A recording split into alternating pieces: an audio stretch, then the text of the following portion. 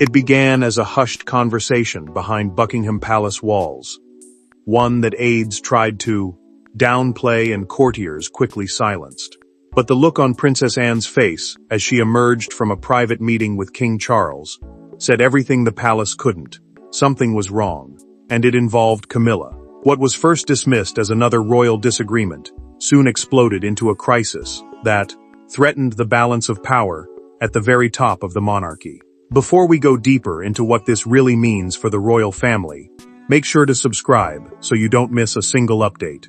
At first, those closest to the palace treated the whispers as little more than another round of royal speculation. After all, disagreements inside the House of Windsor were hardly unusual. The monarchy had survived scandals, family feuds, public criticism, and private betrayals for generations. Yet this felt different. The atmosphere surrounding the palace seemed unusually tense, and even seasoned royal observers noticed that something had shifted.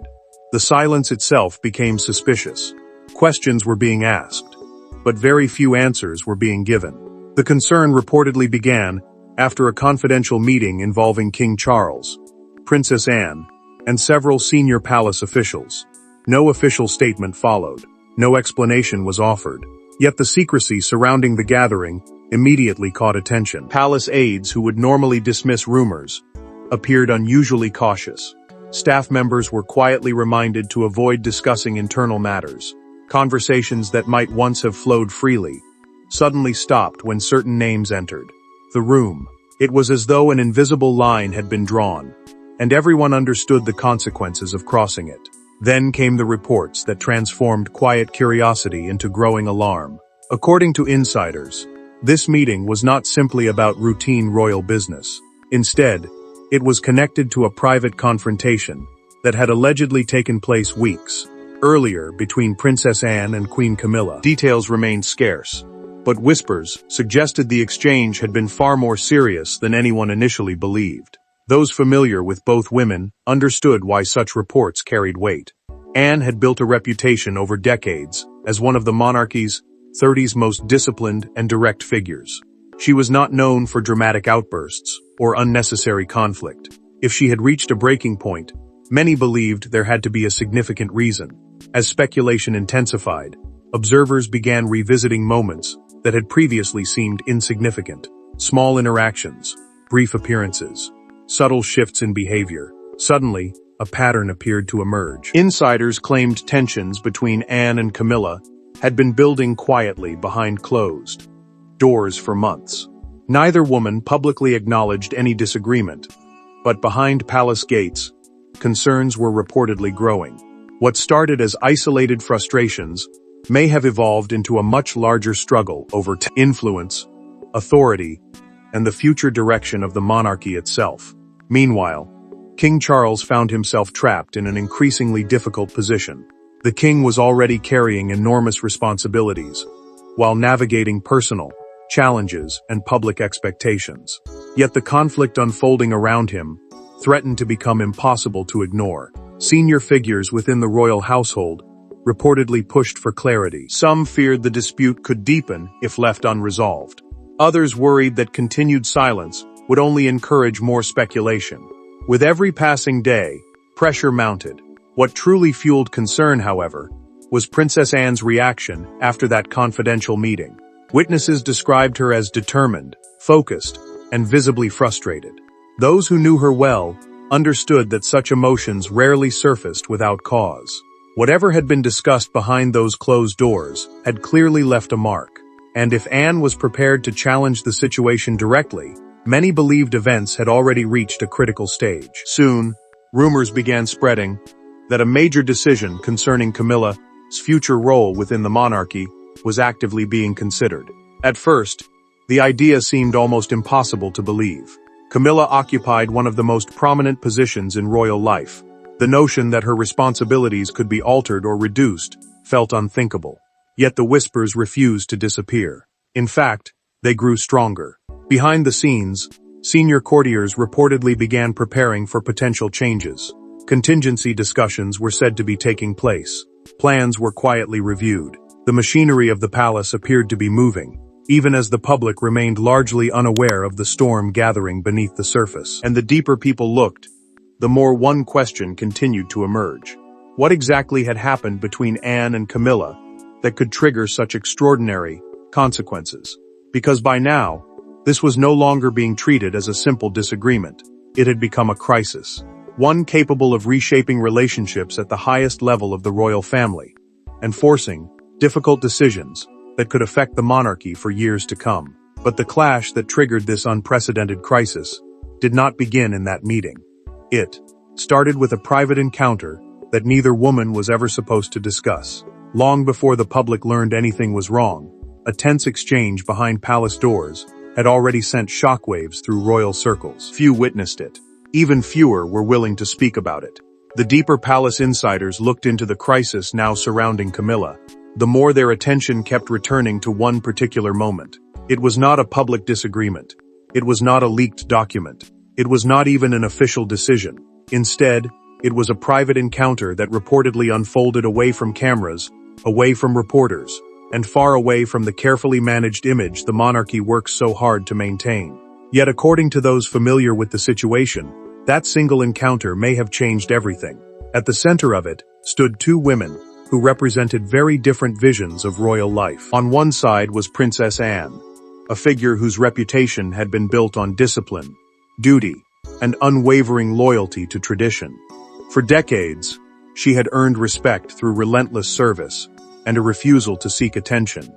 On the other side was Queen Camilla, whose position at the heart of the monarchy had been secured through years of patience, persistence, and adaptation.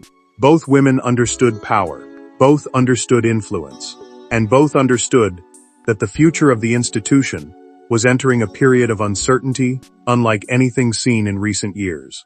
Reports suggest the disagreement centered on questions far larger than personal differences. Behind closed doors, discussions allegedly turned toward royal protocol, long-term planning, and the future shape of the monarchy itself. As King Charles faced growing pressures and ongoing health concerns, conversations about continuity and stability became increasingly important. Decisions that might once have been delayed suddenly carried greater urgency. According to insiders, Anne believed certain long-standing traditions that had protected the institution for generations were gradually being pushed aside. She reportedly viewed those traditions not as outdated customs, but as safeguards designed to preserve the crown during periods of uncertainty. Camilla, however, was said to have a different perspective. Sources close to royal circles claimed she questioned some of the recommendations being offered by senior advisors. While details remain closely guarded, whispers suggest she believed the monarchy needed flexibility rather than rigid adherence to older practices. What may have started as a policy disagreement soon became something much deeper. The debate was no longer about procedure. It was about influence. It was about whose voice would carry the greatest weight during one of the most sensitive periods of Charles's reign. Those present reportedly noticed the atmosphere change almost immediately. Conversations became shorter. Communication between certain households appeared more strained. Staff members who regularly interacted with both camps sensed a growing distance.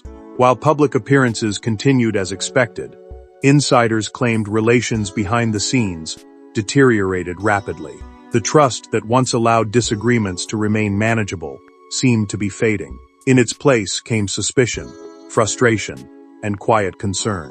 As weeks passed, the situation became increasingly difficult to contain. Palace aides found themselves navigating an environment where every conversation seemed to carry hidden meaning. Senior officials reportedly began taking greater interest in developments behind the scenes. What had once appeared to be a private dispute was now attracting attention from some of the monarchy's most influential figures. And as more people became aware of the growing tensions, informal alliances slowly began to emerge. Without any official declaration, factions reportedly started forming around competing visions for the future. Some believed Anne's commitment to established traditions offered the safest path forward during uncertain times. Others felt the institution needed room to evolve in order to remain relevant. Few were openly choosing sides, but beneath the surface, loyalties were quietly shifting. Every meeting, every recommendation, and every decision began to carry additional significance. Caught in the middle was King Charles himself. More than anyone, he understood the dangers of allowing divisions to deepen within the royal family. Reports suggest he made repeated efforts to ease tensions and encourage cooperation. Yet each attempt seemed to provide only temporary relief. The deeper issues remained unresolved. At the same time, the king's own challenges limited his ability to personally oversee every growing conflict. The burden on his shoulders continued to increase as pressure mounted from every direction. What made the situation especially alarming was how quickly it evolved. A disagreement that may once have been settled through discussion had transformed into a broader struggle over authority, influence, and the future balance of power inside the monarchy. By this stage, many insiders no longer viewed the matter as a simple clash of personalities. They saw it as a battle over who would help shape the institution during one of the most consequential periods in modern royal history. And as the divide widened, another troubling reality began to emerge. The conflict was becoming too significant to remain hidden forever. More people were learning fragments of the story. More questions were being asked. More concerns were finding their way into conversations among senior figures. The palace could still control what was being said publicly, but controlling what was being whispered privately was becoming far more difficult. As whispers spread through royal residences, attention turned toward a question nobody could avoid. How much did the king actually know? For months, King Charles stood at the center of an increasingly dangerous storm, torn between loyalty to his wife and responsibility to the institution he had spent a lifetime preparing to lead.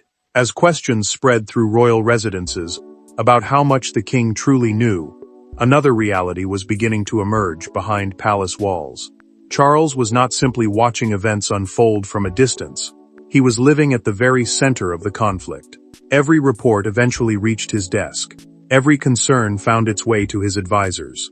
Every disagreement between competing factions ultimately pointed back to him. Yet the deeper he looked into the growing crisis between Princess Anne and Queen Camilla, the more difficult it became to identify a clear path forward. Those closest to the monarch described a situation filled with contradictions. On one side were accounts supporting Anne's concerns. Senior officials reportedly warned that established procedures were being challenged at a time when stability mattered more than ever. They argued that certain traditions existed for a reason, and that weakening them could create unintended consequences for the institution in the years ahead. On the other side were voices defending Camilla's position, insisting that adaptation and flexibility were necessary if the monarchy hoped to navigate a changing world. Both sides believed they were protecting the crown. Both sides claimed to be acting in its best interests. And both sides expected Charles to choose. The king initially resisted doing so. For much of his life, Charles had experienced firsthand the damage caused when divisions within the royal family became public. He understood how quickly private disagreements could evolve into national controversies. More importantly, he understood that any decision he made would carry consequences far beyond the individuals involved.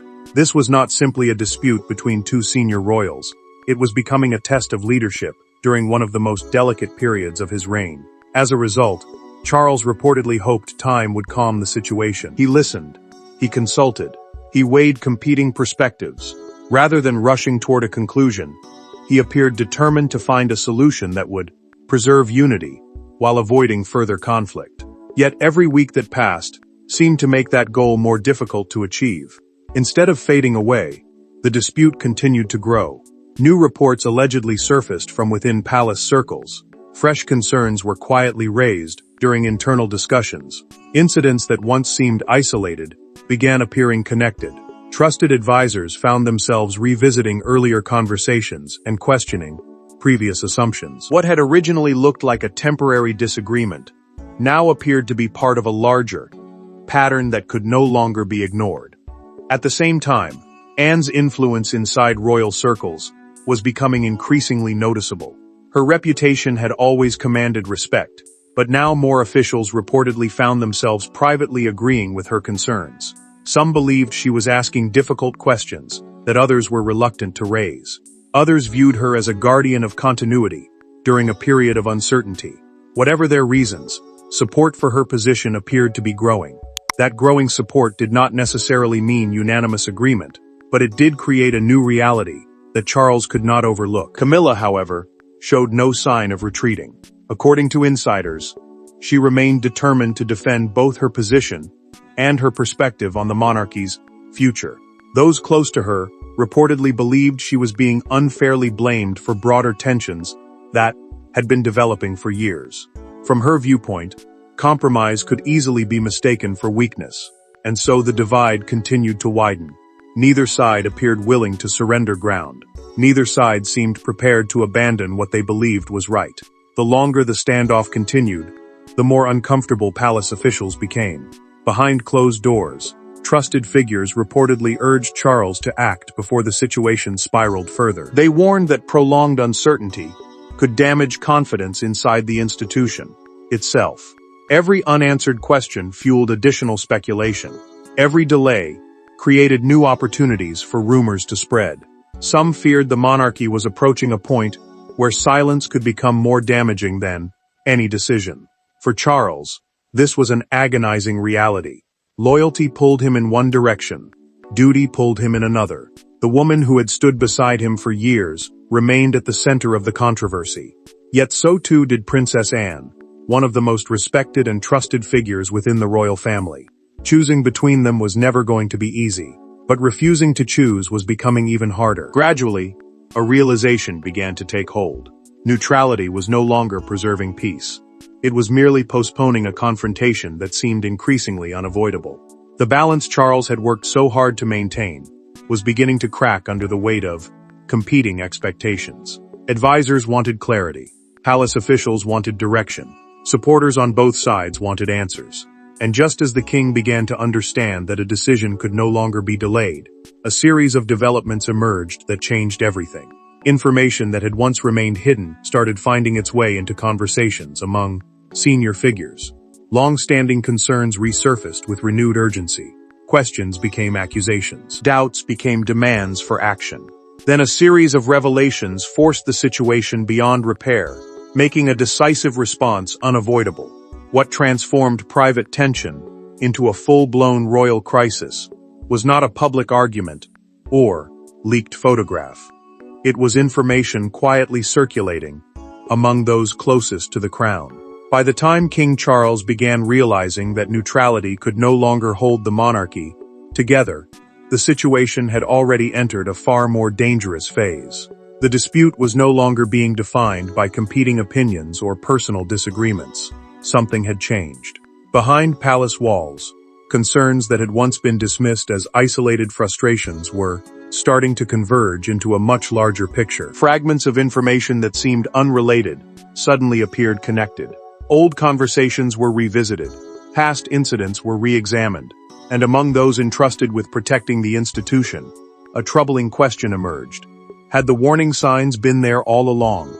Reports suggest that internal concerns regarding Camilla's conduct had gradually reached some of the monarchy's most senior officials. At first, those concerns were reportedly handled with caution. No one wanted to escalate tensions unnecessarily. The royal household had weathered difficult periods before, and many believed the situation could still be resolved privately. Yet as more accounts surfaced, it became increasingly difficult to ignore the growing pattern that some insiders claimed they were seeing.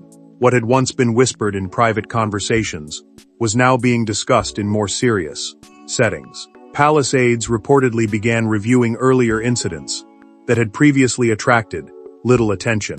Disagreements that had seemed minor at the time suddenly carried new significance when viewed alongside more recent developments. Decisions that had once been explained away as routine differences in judgment were now being interpreted through a completely different lens. The further officials looked back, the more questions appeared to emerge. For many inside the palace, that realization was deeply unsettling. The monarchy depends heavily on continuity, trust, and carefully maintained relationships. When confidence begins to weaken, even small concerns can take on enormous importance. As a result, conversations that might once have ended quietly were now continuing late into private discussions among advisors and senior figures. What worried them was not necessarily any single incident, It was the accumulation of concerns. One issue alone could perhaps be dismissed. Several issues appearing together were far more difficult to explain away. At the center of this growing storm stood Princess Anne. According to insiders, Anne had reached a point where she believed silence was no longer serving the institution. Reports suggest she began presenting her concerns directly to the king with increasing urgency. Those who knew Anne understood the significance of such a step. She had spent decades avoiding unnecessary drama and rarely involved herself in public disputes. If she felt compelled to speak so openly, many believed she must have concluded that the stakes had become exceptionally high. What made her intervention even more influential was the respect she commanded among palace officials. Anne was not viewed as someone pursuing personal advantage. Her reputation had been built on duty, discipline, and consistency. Because of that reputation, her concerns carried weight. People listened, advisors paid attention, and as more officials quietly reviewed the information being discussed, support for taking action reportedly began to grow. Soon, trusted figures within the royal household were urging Charles to move beyond mediation. Their argument was simple but powerful.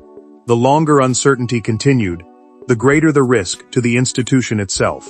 Every unresolved issue created new opportunities for speculation. Every delay increased the likelihood that divisions would deepen. What had once been a conversation about reconciliation was gradually becoming a discussion about consequences. That shift marked a turning point. For months, the focus had been on finding common ground between competing positions. Now the conversation was changing. Advisors were no longer asking whether intervention might become necessary. Increasingly, they were debating what form that intervention should take. The possibility of meaningful consequences, once considered unlikely, suddenly felt real. Royal insiders reportedly sensed that history might be approaching one of those rare moments when a single decision alters the balance of power inside the monarchy. The atmosphere became increasingly tense as speculation spread through palace corridors. Senior figures understood that whatever happened next would send a message far beyond the immediate conflict. It would reveal how the institution intended to handle internal challenges during a period of extraordinary uncertainty. Perhaps most significantly, confidence in maintaining the status quo was beginning to collapse. The strategy of waiting, hoping, and postponing difficult decisions no longer appeared sustainable. Too many questions remained unanswered. Too many concerns had reached too many influential people. The machinery of the monarchy was slowly moving toward a conclusion that only months earlier had seemed unthinkable. And while much of the public remained unaware of how serious the situation had become, those closest to the center of power could already feel the momentum shifting. The debate was no longer about whether change was coming. It was about when it would arrive, and how dramatic it would be once it did. And once those concerns reached Charles's desk, the countdown toward a dramatic announcement had already begun. When the final decision was made, even seasoned palace veterans struggled to believe it. The move was unprecedented, controversial, and destined to reshape royal dynamics overnight. The countdown that had quietly begun behind palace walls was finally reaching its conclusion. For months, advisors had debated, officials had reviewed concerns, and senior members of the royal household had waited anxiously for clarity. Yet even among those who sensed that change was coming, few anticipated the scale of what was about to happen. The atmosphere surrounding the monarchy had become increasingly tense, weighed down by uncertainty and growing pressure. What started as a private disagreement had evolved into a test of leadership, authority, and institutional survival. Now the moment of decision had arrived. Reports suggest that King Charles entered a final round of consultations with his most trusted advisors, knowing that whatever choice he made would leave a lasting mark on his reign. By this stage, the options before him had narrowed dramatically. The possibility of simply allowing events to unfold naturally had disappeared. Too many concerns had been raised. Too many questions had gone unanswered. Too many influential voices within the palace believed decisive action could no longer be postponed. According to insiders, those final discussions were among the most significant of Charles's reign. Senior officials reportedly presented assessments of the growing tensions and the potential consequences of continued inaction. Some warned that uncertainty itself had become a threat. Others argued that confidence within the institution was beginning to erode. The message reaching the king from multiple directions appeared increasingly clear. The monarchy needed stability. It needed direction. Most importantly, it needed a resolution. At the center of those discussions stood Princess Anne. Over the previous months, Anne's concerns had gained remarkable institutional support. What had once been viewed as the perspective of a single senior royal had gradually evolved into something much larger. Advisors, officials, and trusted palace figures reportedly found themselves aligning with many of her warnings. They may not have agreed on every detail, but there was growing consensus that the issues she raised could no longer be ignored. Her reputation for duty and consistency strengthened the credibility of her position. People believed she was acting out of concern for the institution, rather than personal ambition. And that distinction carried enormous weight. For Charles, the decision remained deeply painful. This was not merely a matter of protocol or administration. It involved relationships that had shaped his personal life for years. Every possible outcome carried emotional consequences. Yet the burden of kingship often demands choices that conflict with personal feelings. According to sources close to royal circles, Charles ultimately reached a conclusion that many believed he had been resisting for months. Protecting the monarchy had to come first. Once that realization took hold, events reportedly moved with surprising speed. Plans were quietly drafted to remove Camilla from a number of upcoming state engagements. Preparations began almost immediately. Palace officials understood that any adjustment involving such a senior figure would attract enormous attention. Careful discussions reportedly took place regarding timing, communication, and implementation. Every detail was examined because everyone involved recognized the significance of what was unfolding. At the same time, senior staff began preparing for the inevitable reaction. They understood that questions would come from every direction. Royal watchers would seek explanations. Commentators would speculate. Supporters and critics alike would attempt to interpret the meaning behind the decision. The palace could not control every narrative, but it could prepare for the storm that was almost certain to follow. Then came the moment that many insiders describe as one of the most dramatic turning points of the entire crisis. Reports suggest that Camilla learned of the decision only shortly before its implementation. While details remain closely guarded, those familiar with the situation claim the news landed with extraordinary force. For months, tensions had escalated behind the scenes. Now the consequences had become real. What may once have seemed unthinkable was suddenly happening. Shock quickly spread through royal circles. Some officials reportedly struggled to believe the king had gone so far. Others viewed the decision as the inevitable outcome of months of unresolved conflict. Conversations that had once centered on possibilities now focused on consequences. The balance of influence inside the palace shifted almost immediately. Long-standing assumptions about power, access, and authority were suddenly being re-evaluated. Figures who had remained cautious now began adjusting to a rapidly changing reality. Yet perhaps the most remarkable aspect of the decision was not the action itself. It was what the action represented. This was no longer simply about one dispute or one relationship. It was a signal that the monarchy had entered a new phase. A line had been crossed, and there would be no easy return to the way things had been before. Because beneath the headlines, beneath the speculation, and beneath the immediate shock, something even larger was beginning to unfold. The decision that seemed so dramatic in the moment would soon be revealed as only one piece of a much broader shift taking place within the royal household. But removing Camilla from state events was only the beginning of a much larger transformation taking place behind palace walls. For a woman who had spent years securing her place at the heart of the monarchy, the decision landed with extraordinary force. The shock that swept through royal circles following the king's decision was significant. But for Camilla, the impact was deeply personal. Only days earlier, she had remained one of the most influential figures within the institution. Her position appeared secure. Her role seemed firmly established. Yet now, the foundations beneath that position felt suddenly uncertain.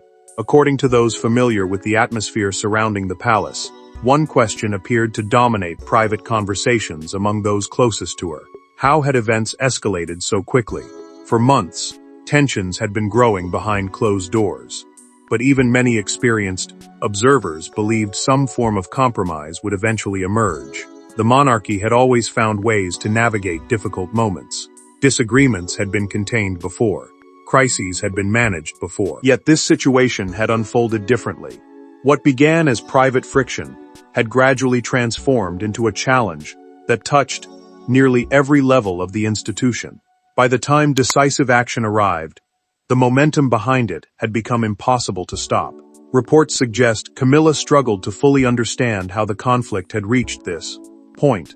From her perspective, the speed of the shift appeared remarkable. Conversations that once seemed manageable had evolved into discussions about authority and influence.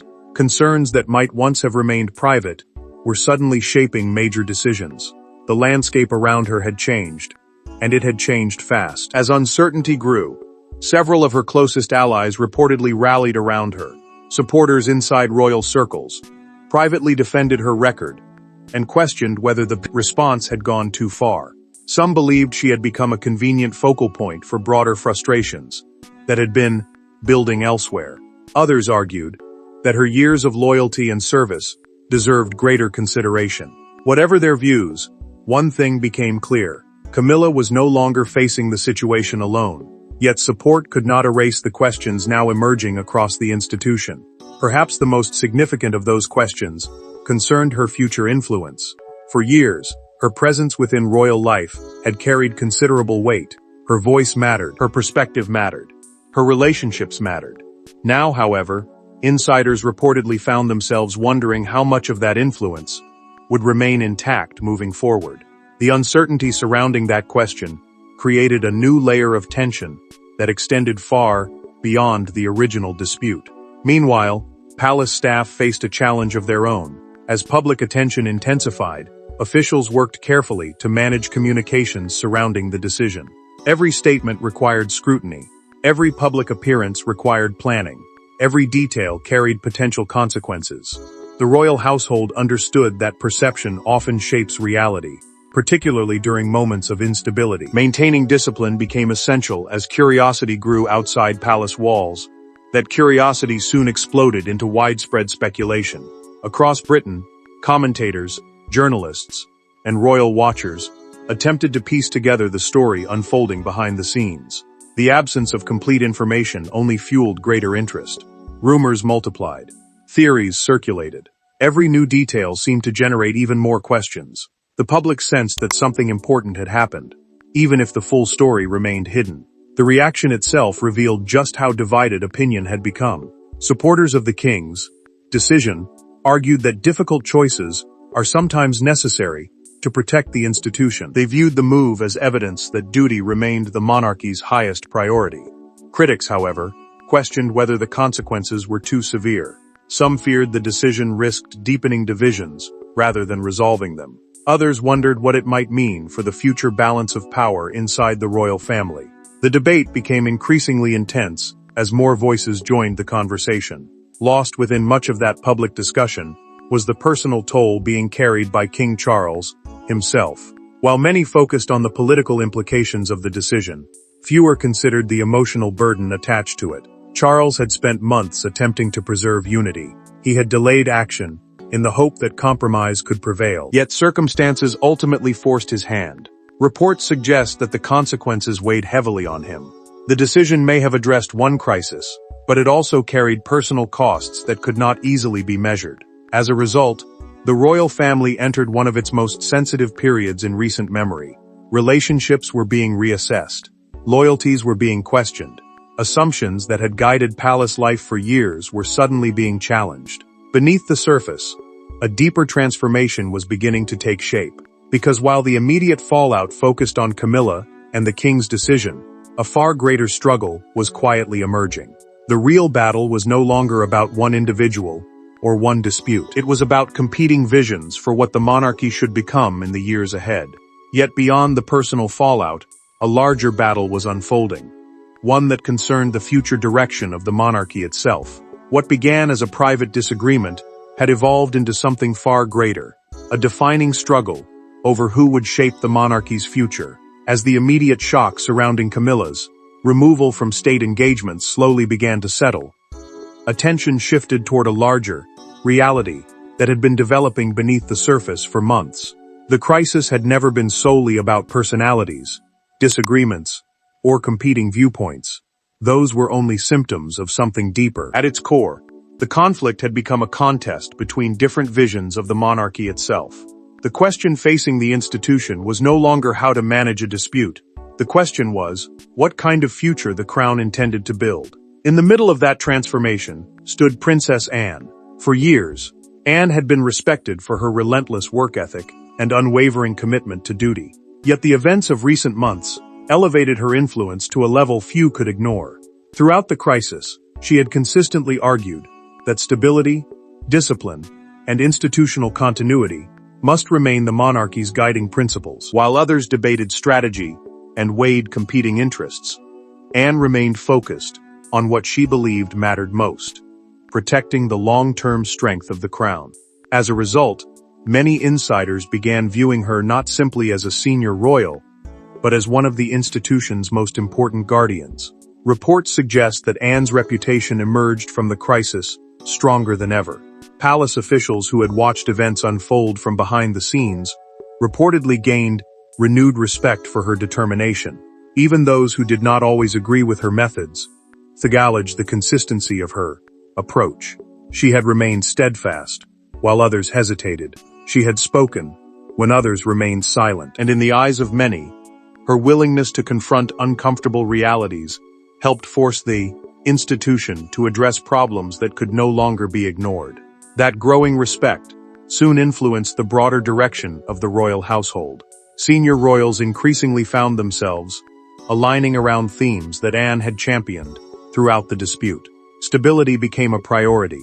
Tradition regained importance. Long-term planning received greater attention. The focus shifted away from short-term tensions and toward safeguarding the monarchy's future during a period of extraordinary uncertainty. What had begun as one woman's concerns gradually became part of a wider institutional mindset. King Charles himself appeared to recognize the need for change. According to palace insiders, the aftermath of the crisis prompted the king to begin implementing broader internal reforms. These were not dramatic public announcements designed to attract headlines. Instead, they were careful adjustments intended to strengthen communication, improve coordination, and reinforce confidence within the institution. The goal was not merely to recover from the crisis, but to prevent similar situations from emerging again. Those changes soon became visible throughout palace operations. Some adjustments appeared small at first glance. Meetings were reportedly approached differently. Internal processes received closer scrutiny. Responsibilities were reviewed with greater attention. Yet taken together, these developments represented something significant. They reflected an institution learning from its difficulties and adapting to new realities. The transformation was subtle, but its impact was substantial. Perhaps most importantly, the influence of long-standing royal principles appeared stronger than it had been in years. Duty, service, continuity, responsibility. These ideas had always formed the foundation of the monarchy, but the crisis gave them renewed relevance. During months of uncertainty, many figures inside the institution concluded that those principles provided the strongest path forward. The result was a renewed emphasis on preserving the traditions that had helped the crown endure previous challenges. At the same time, public attention increasingly shifted toward the future. While discussions about Camilla and Anne continued, many observers began focusing on the next generation of leadership. Questions about Prince William, Catherine, and the monarchy's long-term direction became more prominent. People wanted to understand not only what had happened, but what would happen next. The crisis had highlighted the importance of succession, preparation, and continuity in ways few could have anticipated. Slowly, the monarchy entered a period of recalibration. The institution was no longer operating exactly as it had before. Relationships had changed. Priorities had shifted. Lessons had been learned. The turbulence of the previous months had forced difficult conversations and painful decisions. But it had also created an opportunity for renewal. For the first time in a long while, Many insiders believed the monarchy had a clearer understanding of the challenges it faced moving forward. Yet despite the appearance of greater stability, one uncertainty continued to linger over every discussion. Beneath the reforms, beneath the adjustments, and beneath the renewed sense of direction, a final question remained unresolved. It was a question that would determine whether the wounds left by the crisis could truly heal, or whether new tensions were already waiting to emerge. But even as stability appeared to return, one final question remained unanswered. The removal of Camilla from state events may have resolved one crisis, but it also opened a new chapter filled with uncertainty, unanswered questions, and shifting loyalties. As the dust began to settle from one of the most dramatic periods the monarchy had experienced in years, a deeper understanding of the king's decision slowly started to emerge. What initially appeared to be a response to a single conflict was increasingly viewed as a turning point that would shape the institution long into the future. The immediate crisis may have been addressed, but the consequences were only beginning to reveal themselves. Behind palace walls, conversations were no longer focused solely on what had happened. They were focused on what would happen next. The long-term implications of Charles's decision became clearer with each passing week.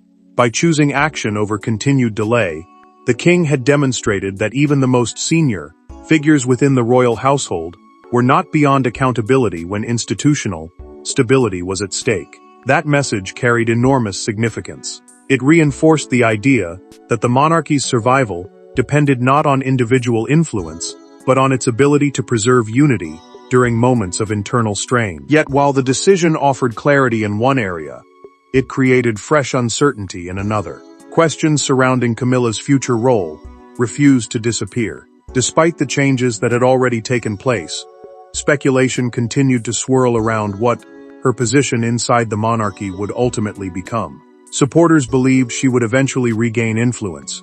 Critics argued that the balance had shifted permanently. Others simply acknowledged that no one outside the palace truly understood what discussions were still taking place behind closed doors. The uncertainty itself became part of the story, ensuring that interest in the aftermath remained as intense as interest in the crisis itself. Meanwhile, one outcome appeared increasingly undeniable. Princess Anne's influence had reached a level not seen in many years. Throughout the turmoil, she had emerged as a figure associated with stability, discipline, and institutional continuity. Her voice carried greater authority than before, and her perspective seemed to hold growing importance in discussions about the monarchy's future direction. To many insiders, Anne represented something reassuring during a period of upheaval. She embodied consistency in a moment when uncertainty threatened to dominate every fact conversation. At the same time, attention gradually shifted toward the next generation. While senior royals dealt with the consequences of recent events, Prince William and Catherine were reportedly preparing for greater responsibilities behind the scenes. Their roles had always been significant, but the crisis highlighted just how important continuity would be in the years ahead. Many observers began viewing them not simply as future leaders, but as central figures in preserving confidence during a period of transition. Their growing prominence reflected a broader effort to ensure that the institution remained focused on the future rather than trapped by the conflicts of the present. Looking back, many palace insiders reportedly found themselves reflecting on how close the monarchy had come to a far more damaging internal division. Had key decisions been delayed longer, some believed the consequences could have been considerably worse. Relationships had undoubtedly been tested, but the institution itself had ultimately avoided the kind of fracture that could have produced lasting instability. That realization served as a reminder of how fragile unity can become when competing interests collide at the highest levels of power. As a result, restoring and maintaining public trust became an increasingly important priority. The monarchy understood that confidence is not something that can be assumed. It must be earned repeatedly, especially after periods of controversy. Efforts to reinforce stability, consistency, and transparency gradually became more visible. The goal was not merely to move beyond the crisis, but to demonstrate that the institution had learned from it. Every step forward carried the message that continuity remained stronger than division. In many ways, that became the defining theme of the aftermath: unity. continuity, stability. These principles guided the monarchy as it entered a new chapter. The focus shifted away from conflict and toward preserving the institution for future generations. Yet the events that had unfolded would not simply be forgotten.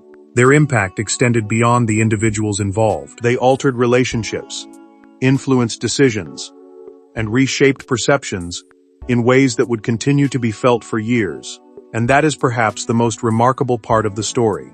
What began as a private disagreement evolved into a crisis that tested loyalties, challenged assumptions, and forced difficult choices at the highest level of the royal family. It exposed vulnerabilities that few expected and revealed strengths that many had underestimated. Most importantly, it demonstrated that even an institution built on centuries of tradition must constantly navigate the tensions between personal relationships and public duty. The events left a lasting mark on royal history, not because of the controversy alone, but because of what they revealed about the people entrusted with protecting the crown during one of its most delicate moments. And long after the headlines fade, the lessons of this extraordinary chapter will remain woven into the story of the modern monarchy. Because in the House of Windsor, the greatest battles are rarely fought in public, and the public consequences often echo long after the doors close. Thanks for watching. Please don't forget to like and subscribe, and we will see you in next one.